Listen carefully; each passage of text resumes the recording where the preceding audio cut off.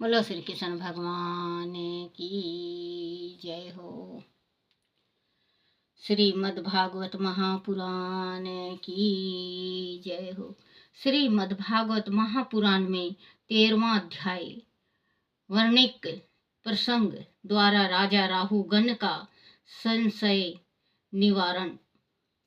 जड़ भरत ने कहा, राजन, मनुष्य का मन धन वैभव की लालसा में अत्यधिक आसक्त रहता है। जैसे व्यापारी का दल धन की चाहना में देश देशांतर भटकता रहता है और व्यापार करके अधिक से अधिक धन प्राप्त करने का प्रयास करता है, वैसे ही स्थिति इस मनुष्य की है। वह धन में ही सुख पाने की संभावना को खोजता है, इसीलिए उसका ध्यान धर्म कर्म के सात्विक अनुष्ठानों से हटकर भौतिक संसाधनों को जुटाने के नैतिक सभी प्रकार के राजसी तामसिक कर्मों को करता रहता है। पैसा आए चाहे जिस प्रकार से भी आए, वह उसका जीवन लक्ष्य बन जाता है। ऐसे कर्मों में फंसकर वह अपने मन की शांति को नष्ट कर डालता है। हर समय चिंताएं उसे घेरे रहती हैं। राजन, इस शरीर रूपी जंगल में 6 डाकू हैं जो इस संसार रूपी बिहड़ जंगल में भटकते रहते हैं। वाणिक समाज का न्याय बड़ा दुष्ट है। उनके नेति तो जब वह वहां पहुंचता है तब वह लुटेरे बाल पूर्वक उसका सारा माल लूट लेते हैं और भेड़ियों के समान वह उसे नोच नोच कर खाने लगते हैं। उस बिहड़ जंगल में वह अपनी जान बचाने के लिए इधर उधर दौड़ता है, पर उसे कोई लाभ नहीं होता। उल्टे वह उसे बचने के लिए इधर उधर दौड़ता है, पर उसे कोई लाभ नहीं होता। उल्टे वह उस बिहड़ जंगल के झाड़ झंझाटों की कटीले झुरमुटों और ले सिंह जानवरों से घिर जाता है। उसकी चीख पुकार जब व्यर्थ हो जाती है, मच्छर मक्खी उसके जख्मों पर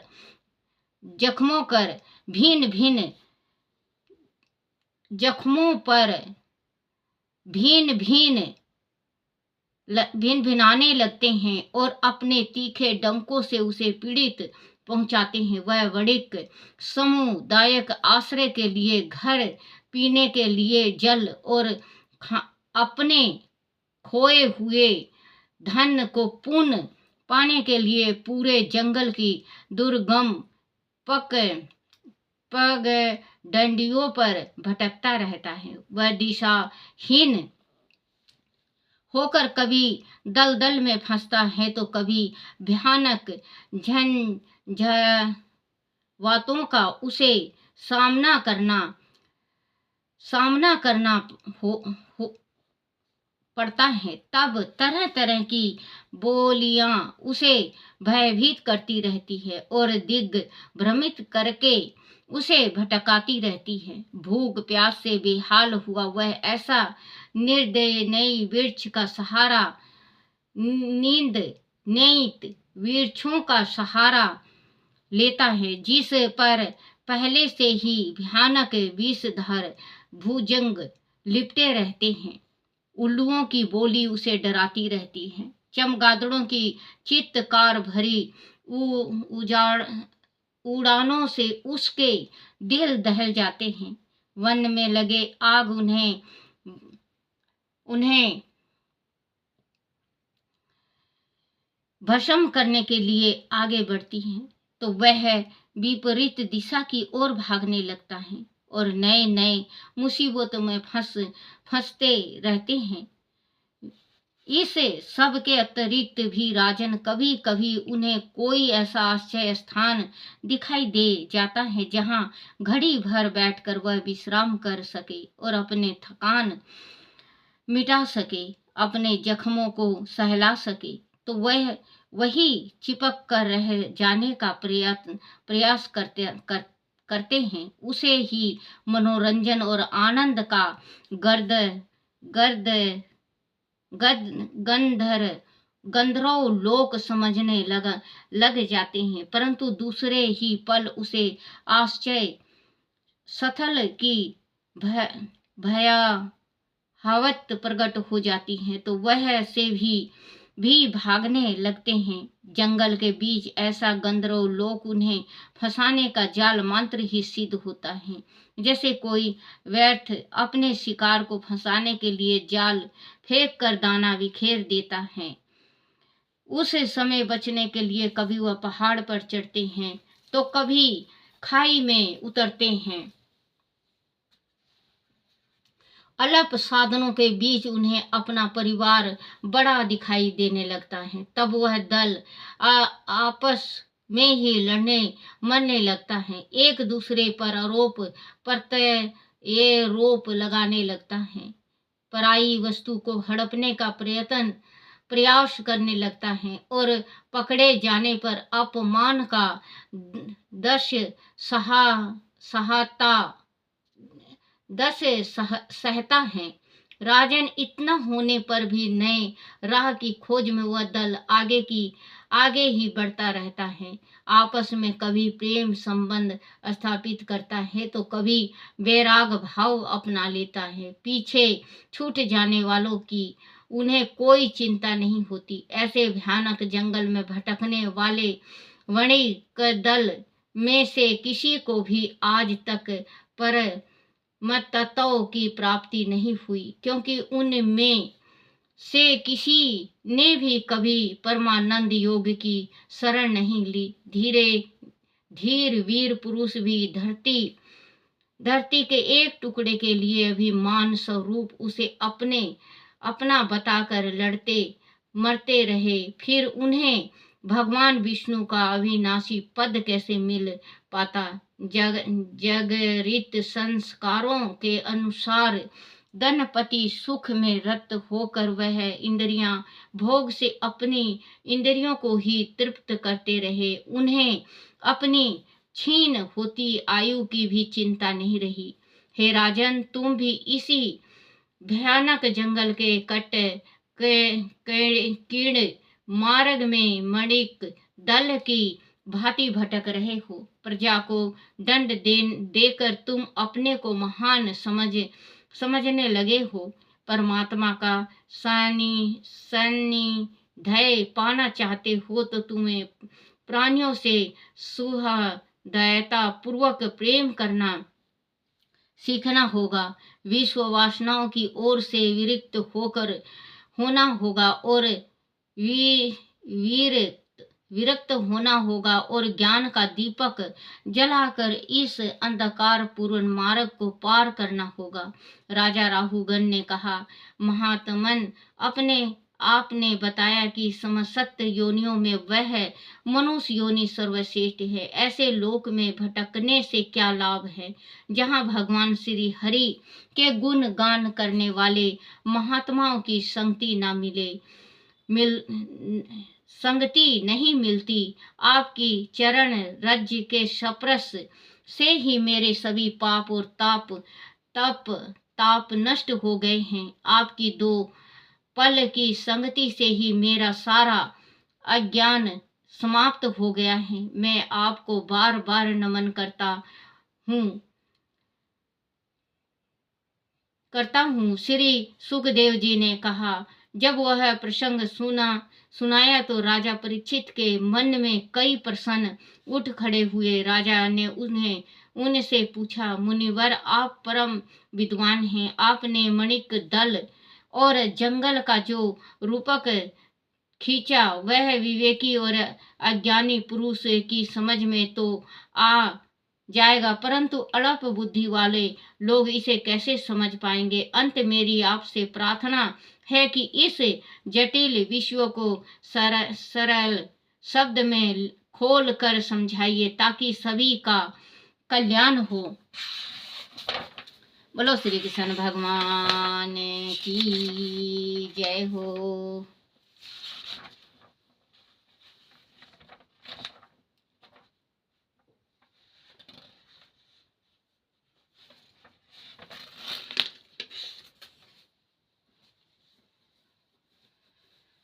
14वां अध्याय भागवत पुराण का। मणिक दल और जंगल के रूप को समझना। श्री सुखदेव जी ने कहा, राजन, देह अभिमान पुरुष शुभ अशुभ और मिश्रित 3 प्रकार के कर्म करता है।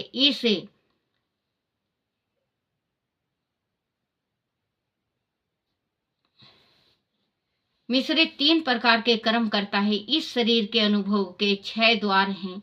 1 मन और 5 इंद्रियां, इन्हें ही 6 डाकू कहा गया है। इनमें विवश होकर जीव मार्ग भटक कर धन लोभी वाणिक बनजारों की भांति श्री हरि की माया से प्रेरित होकर संसार रूपी विहड़ वन में लूट जाने के लिए पहुंच जाता है। इस संसार रूपी वन में अपने शरीर के द्वारा किए गए कर्मों का फल उसे अवश्य भोगना पड़ता है। इस वन में भटकते हुए उसे व्यापार में सफलता मिले या ना मिले, वह श्री हरि और परमात्मा की संगति में नहीं जाता भी है तो स्वार्थ लेकर जाता है। इसी से उसे अनेक दुख उठाने पड़ते हैं। आदि मनुष्य अपने द्वारा कमाए हुए धन में से कुछ का उपयोग धर्म कर्म में करे तो वह भगवान की ही आराधना मानी जाती है। किंतु जिस मनुष्य का मन वश में नहीं होता, वह विवेकी हीन पुरुष उस धन से केवल अपनी इंद्रियों की संतुष्टि के लिए ही कार्य करता है और इस प्रकार विषय भोगों में पड़कर वह मनुष्य उसी प्रकार लूट लिया जाता है जैसे वन में असावधान वणिक बनजारों का धन लूट लिया जाता है। यही नहीं, उस संसार रूपी वन में चोर डाकुओं के अतिरिक्त जो उसके कुटुंबित रूपी भेड़िए रहते हैं, वह ही अपने दुष्कर्मों से उसके धन को नष्ट कर डालते हैं। वह गृहस्थल आश्रम तो मनुष्य की कर्म भूमि है। वह इच्छाओं अथवा कामनाओं का जंगल कटीले झाड़ जंगाड़ के रूप में फैला रहता है। उनसे बचना बड़ा कठिन है। गृहस्थल आश्रम में अशक्त व्यक्तियों को कामनाओं के यह कटीले झाड़ झंगाड़ घायल कर देते हैं और मक्खी मच्छर उनके शरीर का सारा रस चूस कर उन्हें खोखला और लहूलुहान कर देता है। फिर भी वह कामनाओं के इस जंगल से निकलना नहीं चाहता। वह इस मृत्यु लोक को ही गंधर्व लोक समझते रहते हैं। वह इसकी नाशवरता और असत्य से पूरी तरह अविज्ञान रहते हैं। धन, स्त्री और पृथ्वी का लोभ उन्हें मेघ तृष्णा के समान भटकाता रहता भागता रहता है। उन्हें पाने की लालसा कभी समाप्त नहीं होती। कामनाओं की धूल और आंधी उनकी आंखों में इस प्रकार भर जाती है कि वह अपनी आंखों को खोलना ही नहीं चाहता, उल्टे उन्हें मलने लग जाता है और दुख उठाता है। राजन, परमात्माओं के स्वाद उन्हें कल्पनिक लगते हैं, इसीलिए धर्म और सत्य संग की ओर से उसका मन हट जाता है। पूर्व जन्म में किए गए उनके पुण्य कर्म भी छीन हो जाते हैं और वह जीते जी भी मुर्दों के समान पड़ जाते हैं। तब पखंडी लोग उन्हें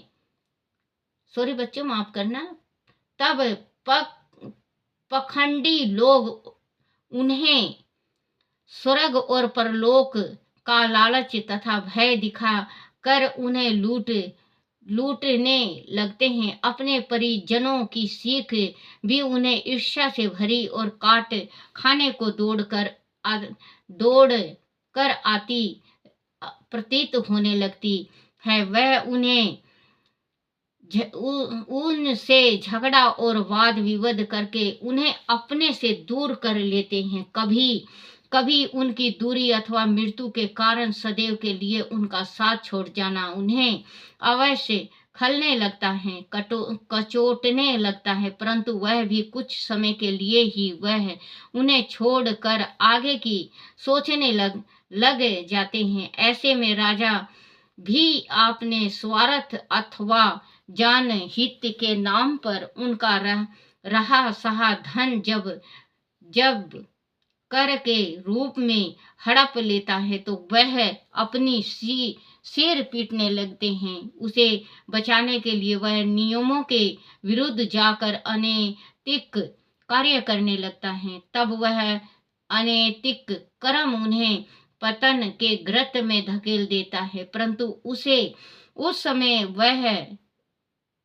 समय प्राप्त किए क्षणिक सुख को ही वह परम आनंद मान बैठता है। गृहस्थ आश्रम के लिए किए गए ऐसा प्रयत्न किसी खड़ी पर्वत चढ़ाई अथवा किसी खाई में उतरने के समान है। दोनों ही स्थिति में वह दूषित कर्म है जो मनुष्य की अंतर आत्मा पर कालिक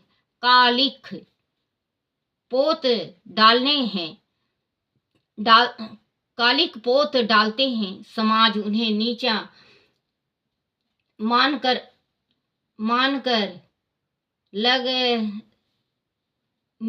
मानने लगता है, परंतु वह किसी की भी परवाह नहीं करते। अपने हितैषियों की भी वह अपना विरोध बना लेते हैं।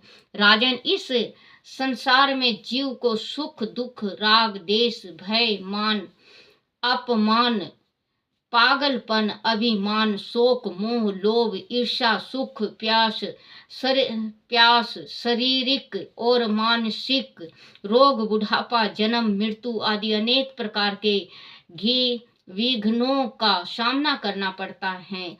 फिर भी वह इन से बचने के उपाय नहीं चाहता।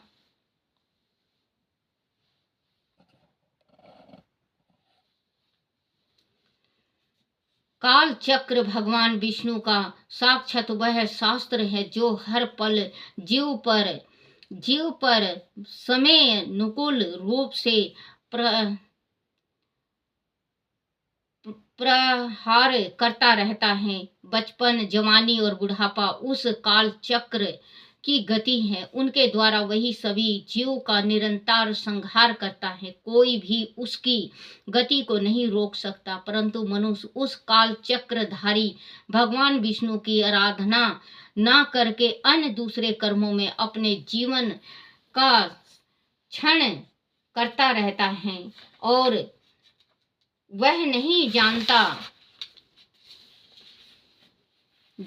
कि पक डंडी कर्म कांड में ईश्वर का परम तत्व सत्य विद्यमान नहीं है। इसीलिए वह घर गृहस्थी के जंगल में फंसकर स्त्री भोग को ही परम आनंद की अनुभूति समझने लगता है और सारा जीवन ऐसे ही संसारिक कर्मों में नष्ट कर डालता है। समझने राजन, वह मनुष्य विपरीत मार्ग में चलते हुए विपरीत मार्ग को भूले रहता है। मृत्यु का भय उसे सदैव आतंकित करता रहता है। कभी कभी ही ऐसा अवसर आता है जब संसारिक दुख से दुखी होकर उसे परमार्थ मार्ग का ध्यान आता है। तब वह थोड़ी बहुत दान दक्षिणा से धर्म कर्म को साधना चाहता है, किंतु उसका प्रयत्न परमात्मा को नहीं अपितु अपने आप को ही धोखा देने के समान है। जब कभी कोई बात मन के अनुकूल हो जाते हैं तो वह खुशी में फूला नहीं समाता, किंतु जब कभी कोई घटना मन के प्रतिकूल हो जाती है तो वह रोने चिल्लाने लगता है। साधु जन ऐसे मनुष्य के पास कभी नहीं फटकते। राजन, जिस समय मनुष्य ने अपने सब कुछ त्याग दिया है और अपने समस्त कर्मों को भगवान श्री हरि को समर्पित कर दिया है, वह ही साधु जन अपनी आत्मा को पहचान पाते हैं और इस आत्मा तत्व को पहचान कर परमात्मा के स्वरूप को जान पाते हैं। बड़े बड़े यज्ञ करने वालों की भी गति वह तक नहीं है जो जमीन के एक छोटे से टुकड़े के लिए रणभूमि में शत्रुओं का सामना करते हुए प्राण त्याग देते हैं। वह भी उसे अपनी कहने वाली धरती में अपने शरीर छोड़कर परलोक सिधार जाते हैं। इस संसार सागर से वह भी पार नहीं जा पाते। कुछ लोग अपने पुण्य कर्मों के बल पर नरकीय दुख से छुटकारा पाने में तो सफल हो जाते हैं, परंतु संसार मोह के कारण वह भी यही रह जाते हैं। राजन राजसी भरत के विषय में ऐसा कहकर कहा जाता है कि जैसे कोई क्षुद्र मक्खी करूड़ जी से गरुड़ जी से गति में होड़ नहीं कर पाती, उसी प्रकार भरत जी के मार्ग का कोई अन्य राजा मन की गति से भी अनुसारण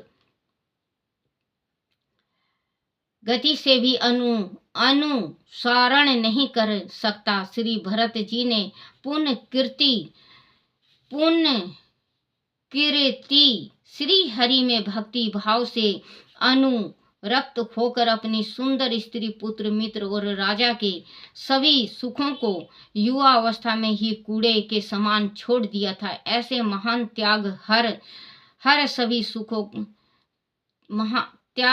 हर एक के लिए संभव नहीं है। धन लक्ष्मी के प्रति, विश्व वासना के प्रति और अन्य कामनाओं के प्रति उन्हें लेश मात्र भी रुचि नहीं थी। जब उन्होंने उनसे मुंह मोड़ा तो फिर पीछे मुड़कर नहीं देखा। दूसरे जन्म में हिरण स्वाक के प्रति उनका मोह कर्तव्य बोध का ही परिणाम था। अपनी शरण में आए हुए उस अनाथ शावक की रक्षा करना उनका मानवीय कर्तव्य था, धर्म था, परंतु संगति के मोह ने उसे भी मृग योनि, पशु योनि में पहुंचा दिया था।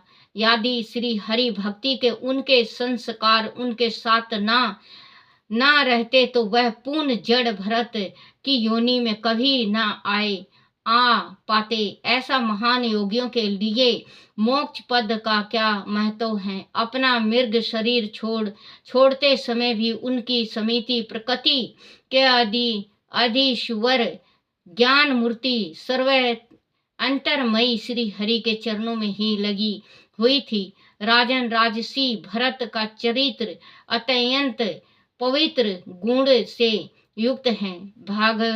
भक्त जन उनकी प्रशंसा करते नहीं अघाते। उनका यह चरित्र अत्यंत कल्याणकारी, आयु और धन की वृद्धि करने वाला है। इस चरित्र के श्रवण से और उनका पालन करने से लोक में यश बढ़ता है और अंत में स्वर्ग तथा मोक्ष की प्राप्ति होती है। इसका आचरण करने वाले की सारी मनोकामना पूर्ण हो जाती हैं। बोलो श्री कृष्ण भगवान की जय हो। श्री कृष्ण गोविंद हरे मुरारी, हे नाथ नारायण वासुदेवाय, हे नाथ नारायण वासुदेवाय, हे नाथ नारायण वासुदेवाय। आरती श्री कृष्ण भगवान की, श्री भागवत की। आरती श्री भागवत भगवान की है, आरती पापियों के पाप को है तारती। आरती श्री भागवत भगवान की है, आरती पापियों के पाप को है तारती। आरती श्री भागवत भगवान की है, आरती पापियों के पाप को है तारती। बोलो श्री कृष्ण भगवान की जय हो। अपने अपने माता पिता की जय हो, अपने अपने गुरुदेव महाराज की जय हो।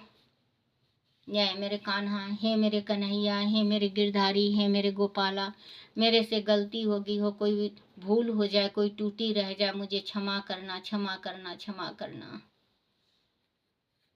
बोला भागवत पुराण की जय हो।